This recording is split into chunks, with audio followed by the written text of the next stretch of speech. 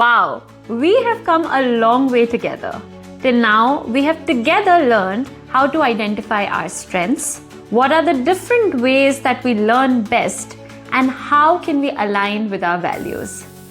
Today, in episode 5 of our series on the book Managing Oneself, we are going to tackle yet another powerful question. What should I contribute and where do I belong? Because successful careers aren't built by accident. They are built on clarity and contribution.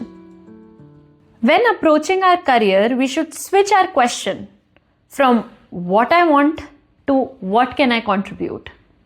Because in most cases, we are focused on what title is going to look fancy on our CV or what is that role that we should chase next. But this book challenges that.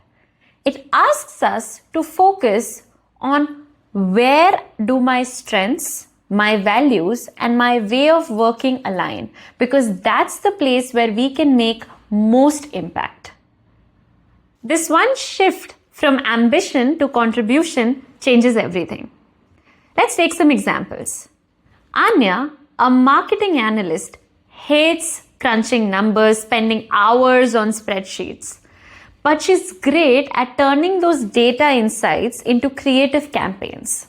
She realized it was no point fighting her role and she should focus on where can she contribute better. So she volunteered to present those campaign reports to the clients and eventually found her niche in that. The company noticed and thought that her skills aligned better with a brand strategist role. Same skills, new contribution. Let's take another example. Ravi, a software developer.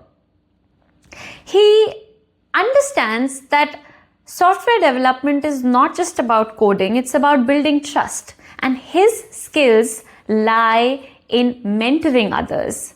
When he realized this, he started building modules and sessions on leadership management for those young software engineers.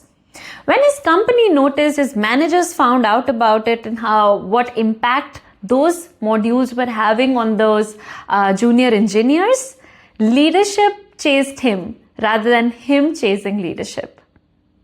That's what this book talks about. It's not about just doing your job. It's about figuring out where you have maximum impact. That can be by starting to think from what is it that you bring to the table or what is it that you can contribute with that others can't. And that brings us to the answer to our question of where do I belong? Exactly where your values, your strengths, and your way of working overlaps. So here's a bookshelf to boardroom reflective exercise for you. Draw 3 intersecting circles. One for strengths, one for values, and one for where you perform best. The small part that intersects between all 3 circles, that's your area of maximum contribution. Through this exercise, maybe you will figure out that you're meant for startups and not big corporations, or you belong in consulting and not coding, or you're a right fit for building and leading communities and not just products.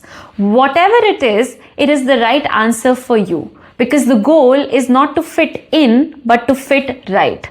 And the minute that happens, your work starts to just flow and efforts turn into energy. This brings us to the end of this episode. In the next one, which is also the final episode on the series of the book Managing Oneself, we'll talk about why and how self-reinvention isn't optional anymore. Stay curious, stay intentional. This is Bookshelf to Boardroom, and I'll see you next time.